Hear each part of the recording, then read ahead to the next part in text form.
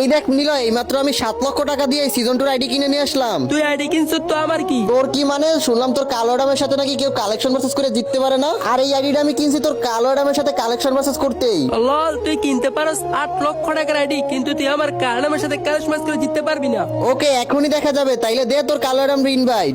কিরে নিলয়, ওই নাকি বিডি সার্ভারের কালেকশন ভার্সেস কিং, ওর সাথে নাকি বাংলাদেশের কেউ কালেকশন ভার্সেস করে পারে না। লল, ওর থেকে ভালো ভালো প্লেয়ারই তো আমাদের কাছে টাইম নেই। আর এটা কালো অ্যাডাম নিয়ে রাখছে। আগে তুই ভালো একটা ড্রেস আপ পর, তারপরে আসিস আমাদের সাথে কালেকশন ভার্সেস করতে। ওর কাছে কি আছে না আছে ক্যাশ ম্যাচ করে, তাইলেই দেখা যাবে। না না, ওর সাথে কালেকশন ভার্সেস করতে পারবো না। ওরে গিয়ে বল আগে ডায়মন্ড টপ আপ করে ড্রেস কালেকশন গান ম্যাক্স করতে। রাইট, আমার এই অ্যাকাউন্টের ভিতরে তো 50,000-এর উপরে ডায়মন্ড টপ আপ করি। ফ্রি ফায়ারে এমন কোনো বান্ডিল নাই যেটা আমাদের অ্যাকাউন্টের ভিতরে নাই। আর তুই তো একটা কালা অ্যাডাম, তুই তো আমাদের লেভেলেই নাই। কে কার লেভেল আছে এখনই দেখাইতেছি। তার আগে গাইস, বিবেস প্লেয়ার আর সিজন 2 এর প্লেয়ার আমার কার্ডাম অপমান করে, ঠিক তখনই আমার কার্ডাম ওদের সাথে ক্যাশ ম্যাচ করে উচিত শিক্ষা